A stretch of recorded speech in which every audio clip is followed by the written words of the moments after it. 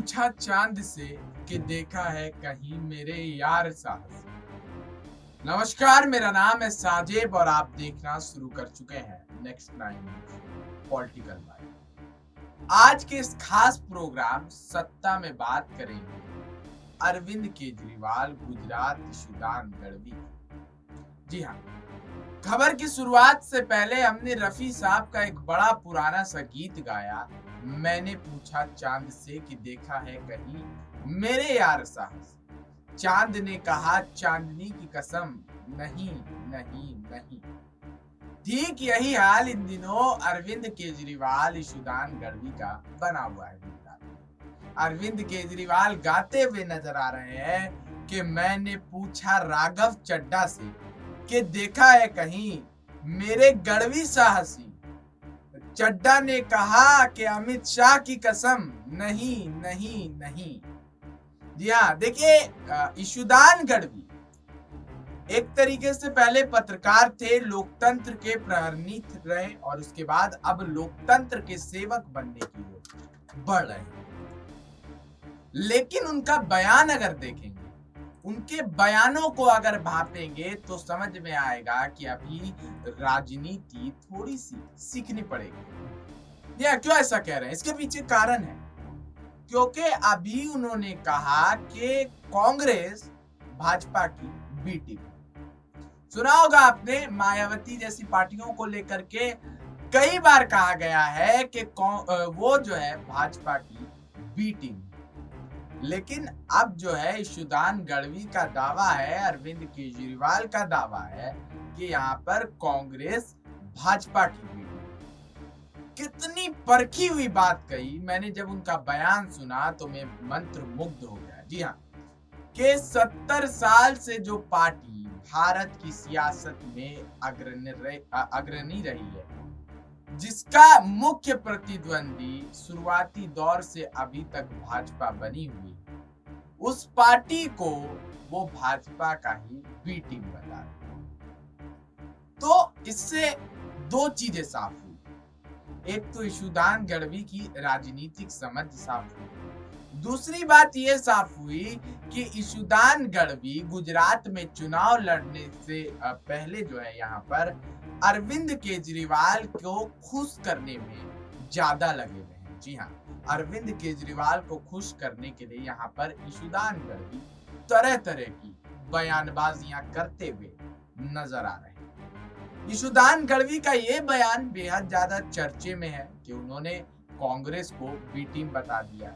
यहाँ तक कि गुजरात की रन में पहली बार उतरी पार्टी आम आदमी पार्टी, उसके मुख्यमंत्री के चेहरे ये भी दावा कर रहे हैं कि अगर कांग्रेस नहीं रहती तो हम पूर्ण बहुमत से वैसे ही सरकार बनाते जैसे पंजाब ने बनाया था। तो अब आंकड़ों पे आ जाते हैं, जब यहाँ पर बात होने लगी पंजाब की तो आंकड़ों पे आ जाते हैं। पंजाब में भाजपा के पास 11 सीटें थी और यहाँ पर कांग्रेस जो है सत्ता में थी, सरकार में थी और बहुमत से सरकार बनाई थी कांग्रेस ने।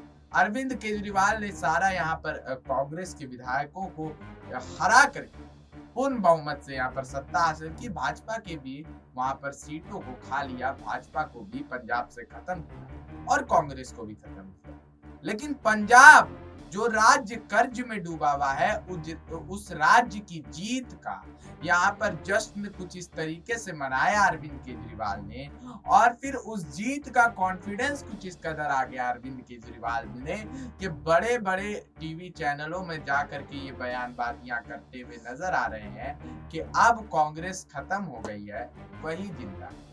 मैं पूछना चाहूंगा सर, लोकसभा में आपकी कितनी सीटें हैं? थोड़ा सा गिन करके बता दीजिएगा। हाँ, गिनती हो जाएगी, आसानी से गिनती हो जाएगी क्योंकि बहुत कम है। मुझे लगता है कि खैर छोड़िए, ये तो लोकसभा की बातें हैं, लेकिन आप अपने आप को मुख्य विपक्षी बता रहे थे तो ये बात मैंने बताई। बहरहाल गुजरात की अगर बात करें तो गुजरात का जो सियासी हालात वो अभी त्रिकोणीय माना जा रहा है। जी हाँ, लेकिन मुझे जहां तक लगता है, मैंने जो आकलन किया उस हिसाब से गुजरात का मुकाबला त्रिकोणीय नहीं, सीधी टक्कर भाजपा और कांग्रेस के बीच हुई। क्योंकि जमीनी स्तर पर हमारे संवाददाता गुजरात गए थे, वहां पर उन्होंने जनता से हाल जाना, तो वहां जनता ने बताया यहाँ भाजपा और कांग्रेस ही आएगी, आम आदमी पार्टी का यहाँ पर कोई वर्चस्व जो है नहीं बन पाएगा। वहां की जनता को फ्री का राशन पानी नहीं चाहिए, वहां की जनता खुद कमा कर ले सकती है।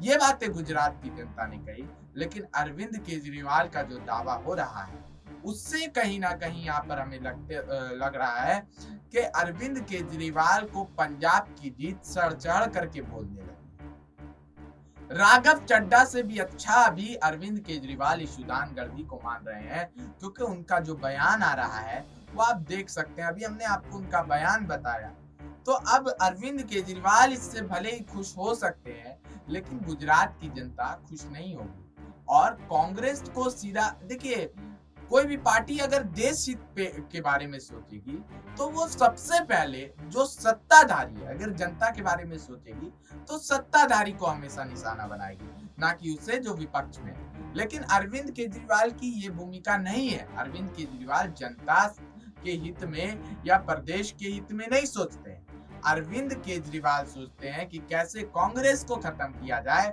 और मुख्य विपक्ष देश का बन जाएगा। तो देखिए, कांग्रेस भी लगातार जतन कर रही है, राहुल गांधी भारत जोड़ो यात्रा निकाले हुए हैं, तो ये करना अरविंद केजरीवाल के लिए बेहद अभी जो है मुश्किल होगा। लेकिन अगर यहाँ पर जिस तरीके से सियासी हालात बने हुए हैं, अरविंद केजरीवाल ने सही सियासी चाल चली तो फिर कुछ हो सकता है, और कांग्रेस अगर कमजोर हुई तो कुछ हो सकता है। उससे पहले यहाँ पर अरविंद केजरीवाल की नैया पार लगने वाली नहीं है। गुजरात में चुनाव है, एमसीडी में चुनाव है, हिमाचल में चुनाव हो चुका है, और अब जो है हिमाचल के, गुजरात के और एमसीडी के रिजल्ट भी जो है 8 दिसंबर को आने हैं, और उसमें फैसला होगा कि जनता के बीच जनता का राजा कौन बनेगा। जी हाँ, देखिए, जिस तरीके से सत्ता की लड़ाई यहाँ पर छिड़ी हुई है, भाजपा को भी कहीं ना कहीं कांग्रेस से डर लगा हुआ है। एक तरफ तो अरविंद केजरीवाल ऐसा बता रहे हैं कि गुजरात के सियासी रण में कांग्रेस है ही नहीं, वहीं दूसरी ओर अगर आप देखेंगे, खैर इनके मंत्री तो आराम कर रहे हैं जेल में, वो नहीं, उस पर फिर नहीं जाएंगे, क्योंकि आज भाजपा पे बोलेंगे और कांग्रेस पे बोलेंगे।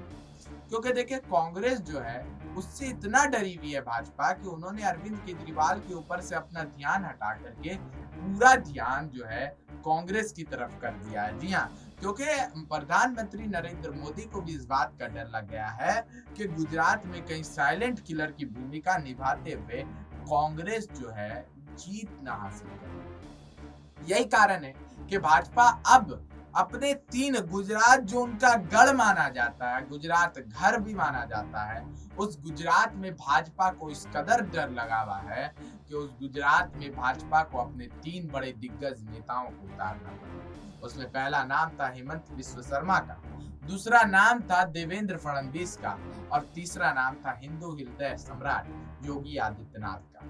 योगी आदित्यनाथ जब गुजरात पहुंचे तो उन्होंने ऐसे बयान दिए अरविंद केजरीवाल पर, ऐसे बयान तोड़े कि अरविंद केजरीवाल की सुन करके कमर टूट गई। जी हाँ, योगी आदित्यनाथ मंच पर खड़े होकर के कहते हैं कि वो एक नमूना आया है दिल्ली से गुजरात में चुनाव लड़ने के लिए। तो ये सारी चीजें अब आम आदमी पार्टी को सुनने के लिए मिल रही है। जनता के समर्थन के नाम पर देखिए कुछ भी यहाँ पर अरविंद केजरीवाल को मिलता हुआ नजर नहीं आ रहा है, लेकिन फिर भी कॉन्फिडेंस इस कदर अरविंद केजरीवाल दिखा रहे हैं जैसे गुजरात के रण में भाजपा को हराने का काम अब इस बार वही करेंगे। और ये देखिए, अरविंद केजरीवाल दावा जिस तरीके से कर रहे हैं, सियासत अनिश्चितताओं का खेल है, यहाँ पर कुछ भी हो सकता है, लेकिन कुछ चीजों को देखना पड़ता है, कुछ चीजों को स्टडी करनी पड़ती है कि आखिर कैसे। देखिए, गुजरात चुनाव में अरविंद केजरीवाल कुछ अपनी जमीन बैठा सकते थे, लेकिन उसका भी चांस जो है खत्म हो गया। उसके पीछे क्या कारण? क्योंकि बीटीपी के साथ उन्होंने गठबंधन किया था, भारतीय ट्राइबल पार्टी, लेकिन भारतीय ट्राइबल पार्टी ने यहाँ पर फिर गठबंधन तोड़ दिया। उन्हें डर लग गया इस बात का कि अगर हम अरविंद केजरीवाल के साथ गठबंधन करते हैं तो हमें खत्म करके हमारे आदिवासी वोटरों को जो है अपने तरफ आकर्षित करने का काम जो है अरविंद केजरीवाल करेंगे, और यहाँ पर जो है हमारा सियासी वर्चस्व खत्म हो जाएगा। अरविंद केजरीवाल आदिवासियों से भी गए। सौराष्ट्र में ज्यादा प्रचार प्रसार करते हुए नजर आ रहे हैं अरविंद केजरीवाल, क्योंकि कांग्रेस का गढ़ है। अगर कांग्रेस है ही नहीं तो फिर आप उसके सौराष्ट्र पे ध्यान दीजिए ही मत, क्योंकि आपने तो कहा कि कांग्रेस खत्म हो गई। कांग्रेस के खत्म होने की अगर आप बात कर रहे हैं तो ठीक है, फिर कांग्रेस से आपको डर किस बात का? एक तरफ आप बोलते हैं कि कांग्रेस नहीं रहती तो पूर्ण बहुमत से जीत हासिल करती। शायद इस बात की भनक अब आम आदमी पार्टी को भी लग चुकी है, जैसे जैसे चुनाव करीब आ रहा है, कि गुजरात में होनी जानी कुछ नहीं है, बस हम ऐसे ही बयानबाजियां करते हुए रह जाएंगे। इस वजह से वो कहते हुए नजर आ रहे हैं कि कांग्रेस अगर नहीं रहती तो उन्हें जीत मिली। बहरहाल आज की सत्ता आपको कैसी लगी कमेंट करके अवश्य बताइएगा। तब तक के लिए बने रहिए और देखते रहिए नेक्स्ट 9 न्यूज पॉलिटिकल बाइट का खास सत्ता।